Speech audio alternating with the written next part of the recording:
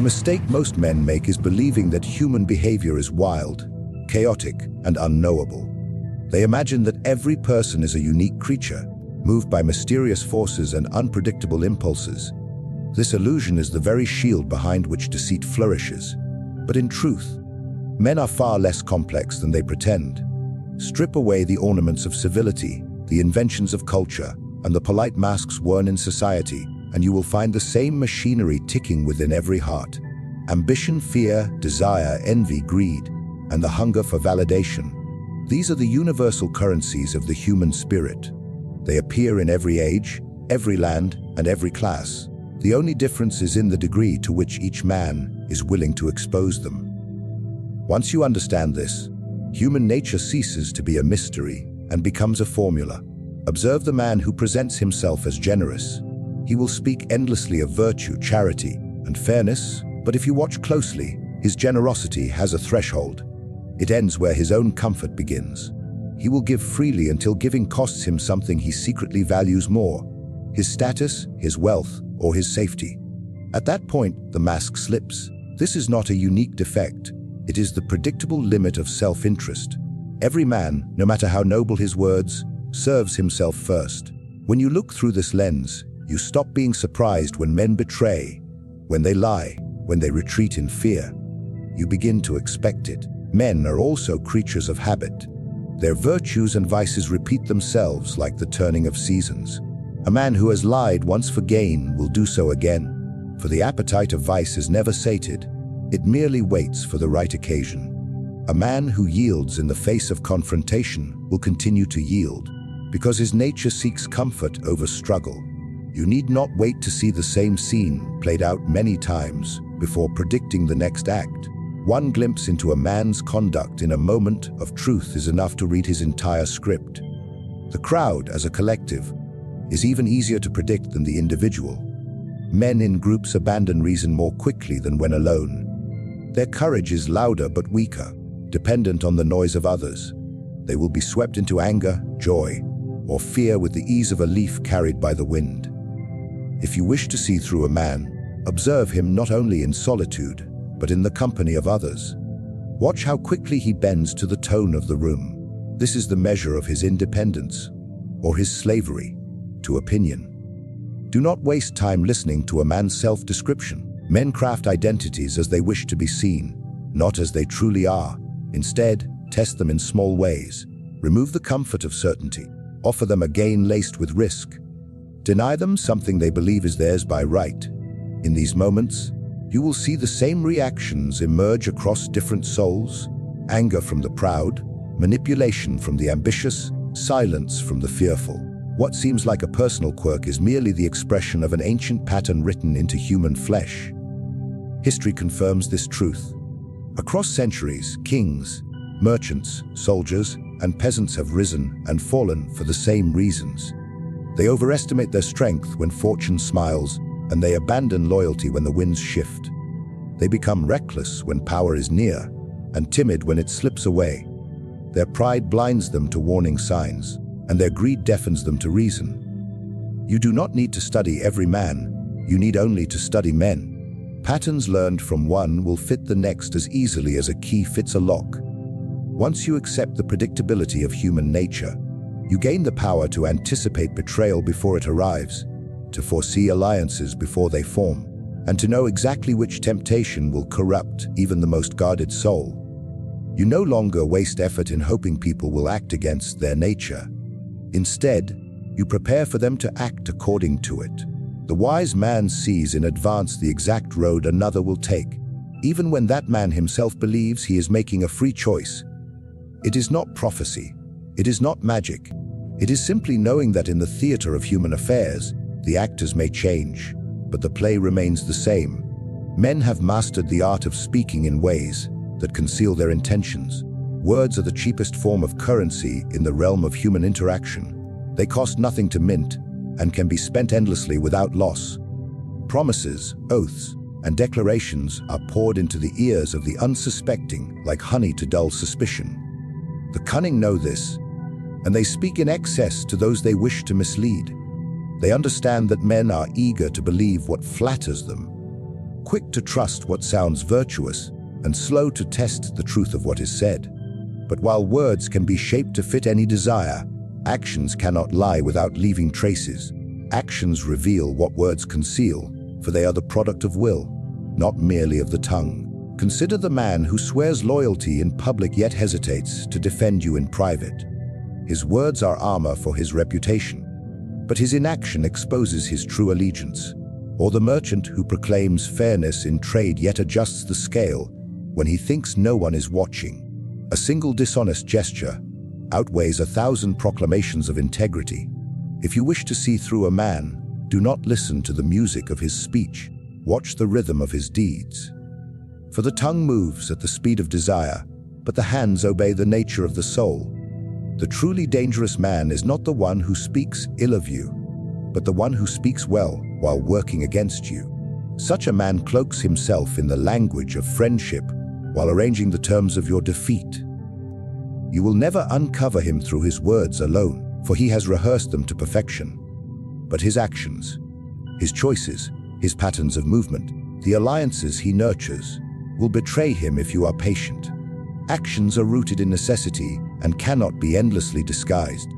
A man must move in the direction of his true aims, and each step will be visible to the one who watches closely. In politics, the wise ruler distrusts the grand speeches of ministers and advisors. Every court is filled with men eager to appear indispensable. They will speak of loyalty, sacrifice, and unity, yet in their dealings they will guard their own power above all. It is in the decisions they make when unseen, the favors they grant, and the debts they collect that their real priorities emerge. A ruler who judges only by words will be a puppet in the hands of liars, but a ruler who judges by actions will see the strings before they are tied. In personal dealings, the principle is the same. The suitor who professes love but vanishes in your hour of need never loved you. The ally who speaks of courage but stands behind you when the enemy approaches is no ally. Actions reveal the hierarchy of a man's values, where he spends his time, whom he chooses to help, and what risks he accepts are the truest confessions of his heart. These cannot be forged for long, for the weight of reality eventually tears through the veil of pretense. You will also find that men often contradict themselves between their words and deeds without shame. This is not always intentional deceit. Often it is the result of self-delusion. A man may genuinely believe he is honest while stealing in small ways, convincing himself that the theft is justified. He may believe he is brave while avoiding every confrontation that carries risk. Words are easily shaped to fit the image a man wishes to see in the mirror, but actions are shaped by his real nature and his true limits. This is why those who observe actions have an advantage over those who listen to claims. The art of seeing through others lies in detachment. You must resist the charm of eloquence, for eloquence is the favored weapon of the deceiver. Listen to a man's words only to understand the image he wishes to project, then set them aside and watch how he moves when his reputation is not at stake. It is in moments of pressure, when the choice between gain and principle must be made, that his actions will reveal him entirely. A man may disguise his voice, but he cannot disguise the path his feet take when the road divides. Every man, no matter how disciplined, carries within him a hidden vice, a flaw in his nature that he guards from the eyes of others. It may be greed, pride, lust, cowardice, vanity, or the hunger for recognition. This vice is not always obvious in daily life, for most men have learned to conceal it behind virtues, habits, or calculated restraint. But it governs them more than they will admit, shaping their decisions in ways they themselves may not fully understand. To see through a man, you must first uncover this hidden weakness. To rule over him, you must learn to exploit it. The hidden vice is like a crack in the foundation of a fortress. The walls may be high, the gates fortified, the sentries alert, yet one well-placed blow against the weak point will bring the entire structure down. Men go to great lengths to protect their public image, but they will often betray themselves in small, careless moments. A lingering glance at what tempts them, an unguarded expression when an insult strikes deep, a sudden eagerness when a certain reward is mentioned. These are the signals you must collect patiently. for each one leads you closer to the core of their nature. Some vices are bound to fear. A man may seem confident in ordinary affairs, but at the first sign of real danger he becomes hesitant and seeks safety at any cost. This fear can be a chain around his neck, if you know how to tighten it. Others are bound to desire. A man who hungers for wealth can be led into traps disguised as opportunity. A man consumed by pride can be provoked into foolish actions simply by challenging his superiority. Once you find the specific hunger or terror that commands a man's soul, you hold the strings of his behavior. The power in exploiting vice lies in its invisibility. If a man is aware of his weakness, he may guard it fiercely, but most live in denial of it. They wrap their vice in layers of justification, convincing themselves it is a virtue or at least harmless. Greed is renamed ambition. Vanity is disguised as self-respect, and recklessness is called courage. By accepting the mask they present, you gain their trust. By secretly studying the reality beneath it, you gain control. They will never suspect that what they consider a harmless trait is the very weapon you will use against them. In political life, many rulers have risen by feeding the vices of those around them. Ministers addicted to flattery will serve the ruler who praises them. Generals hungry for glory can be led into battles that serve the ruler's greater design. Courtiers consumed by greed can be made to destroy rivals in exchange for the promise of gold. These men believe they are acting freely, yet every step they take is in service to the one who knows their weakness. The ruler who masters this art never needs to force obedience. His subjects will enslave themselves. In personal dealings, the same principle applies. The rival who cannot bear humiliation can be defeated by engineering small, public defeats until his temper drives him into ruin. The competitor who craves attention can be lured into overexposing himself, revealing his true intentions to all. The ally whose loyalty depends on reward can be tested with scarcity, forcing him to show whether his allegiance lies with you or with his own gain. When you control the supply of what a man's vice demands, you control the man. To exploit a hidden vice effectively, you must never reveal that you have seen it. The moment a man knows you are aware of his flaw, he will begin to shield it with greater care. Instead, create conditions where the vice serves your purposes without his knowledge. Give him opportunities that feed his weakness, but guide the outcome toward your benefit. Lead him to believe he is acting according to his own will, while every choice he makes advances your design. In this way, his vice becomes not only a source of control, but a tool of construction, building the very power that will eventually bind him. Power is rarely taken by force alone. More often, it is taken by shaping how others see the world. Men do not act based on reality itself, but on their perception of reality. If you control the frame through which they view events, people, and choices, you do not need to command them directly. They will move in the direction you have prepared for them, believing it to be their own decision. To see through anyone, you must first dictate the conditions under which they reveal themselves, for a man will always show more of his true nature when he is placed within a frame you have designed. Perception is a cage invisible to the one inside it. Once a man accepts a certain interpretation of a situation, he will struggle to see beyond it, even when presented with evidence. This is why rulers and strategists engineer the stage before the play begins. They decide what information reaches the subject, which symbols are emphasized, and which comparisons are drawn. The enemy becomes more threatening when described in certain terms. A minor opportunity becomes irresistible when framed as rare and fleeting.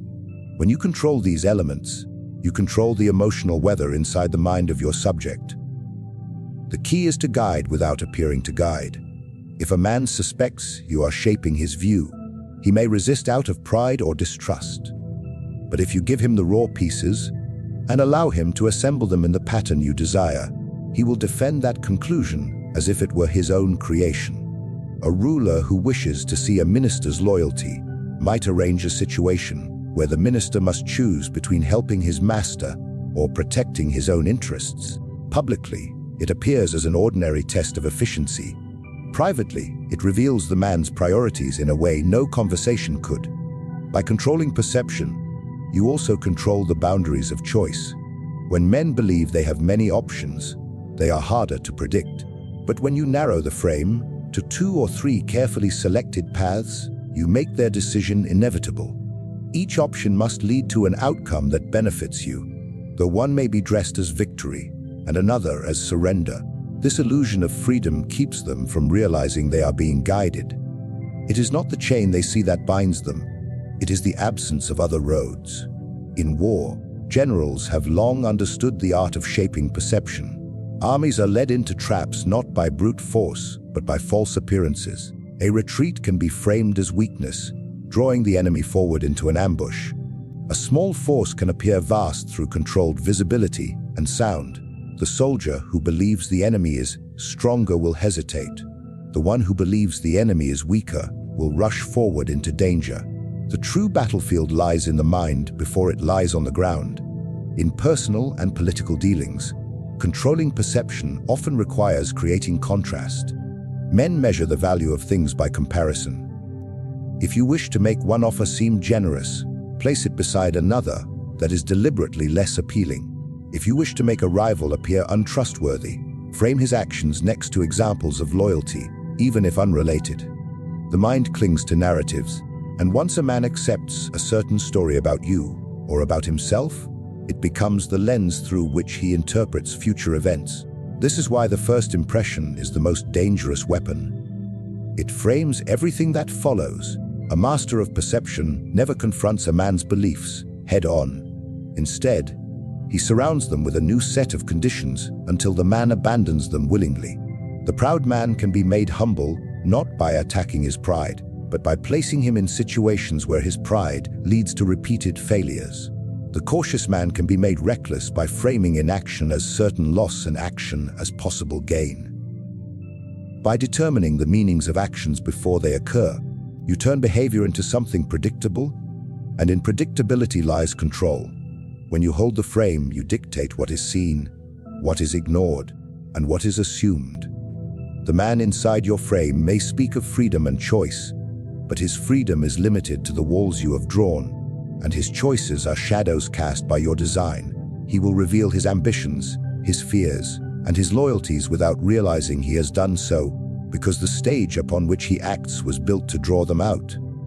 And while he believes he is navigating reality, he is only walking the corridors you have set before him. Most men think of deception as the highest form of manipulation, imagining that lies and false appearances are the sharpest blades in the arsenal of power. But there are moments when the pure, unvarnished truth is far more dangerous than any falsehood.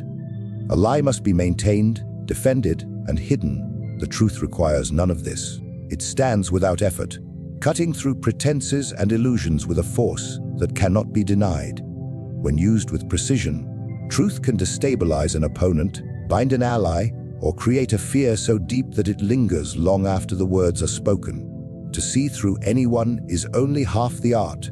The other half is knowing when and how to strike with the truth you have uncovered. The first step is to recognize that most men live behind a carefully maintained image. They protect themselves not only from others, but from themselves, avoiding the full knowledge of their own weaknesses, contradictions, and failures.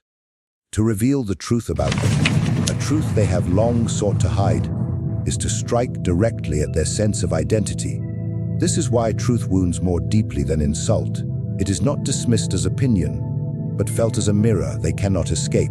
When you place this mirror before a man at the right moment, his composure fractures, his confidence shrinks, and his defenses crumble. However, truth used recklessly is blunt and wasteful. A blade swung wildly may harm, but it will not kill. The skilled manipulator holds the truth in reserve, letting it rest like a weapon still in its sheath, until the exact moment when its revelation will have the maximum effect. This may be in the midst of negotiations, when your adversary believes he has the advantage, or in public, where the exposure of truth becomes a spectacle that others cannot ignore. Timing is the soul of this weapon, for truth, once spoken, cannot be withdrawn. There are also times when truth is more powerful in suggestion than in full revelation. A partial truth, left hanging in the air, invites the target to imagine the rest. and a man's imagination often builds a far harsher reality than you could invent. This is especially effective when dealing with those already haunted by guilt or insecurity. A single statement that touches on the edge of their concealed vice can make them betray themselves in their efforts to deny it. In such cases, you do not force the truth upon them. You allow them to walk into it, believing they are escaping. Truth can also be used to bind rather than destroy. When you reveal to someone that you see them as they truly are, and yet do not condemn them, you create a bond of dangerous intimacy. They will believe you understand them in ways others cannot, and in that belief, they may grant you a loyalty they would never give to those who only see their mask. But this loyalty is conditional. It exists only so long as you hold the power to expose them. In this way, the truth becomes a leash, invisible but unbreakable, for they know that betrayal would bring their hidden self into the light. In political affairs, the ruler who knows the shameful truths of his courtiers holds the court in quiet submission. He need not threaten openly. His silence is enough to remind them of what he could say. In personal rivalry, the man who knows the truth of his opponent's past failure can plant seeds of doubt in others without speaking a word of accusation. A carefully placed fact, stripped of emotion, will do the work. The truth has no need for embellishment, because the more plainly it is stated, the more undeniable it becomes. The final power of truth lies in its ability to destroy illusions instantly. A web of lies can take months to unravel, but a single well-aimed truth can collapse it in a heartbeat. This is why those who rule through deception fear most the one who knows and dares to speak the truth. The unshakable nature of truth makes it the rarest and most feared weapon in the struggle for influence. For unlike deceit, it cannot be turned back upon its wielder with the same ease. To possess the truth about another is to hold the key to his mind, his actions, and his fate, for no man can act entirely freely when he knows that somewhere, someone holds the one fact that could undo him.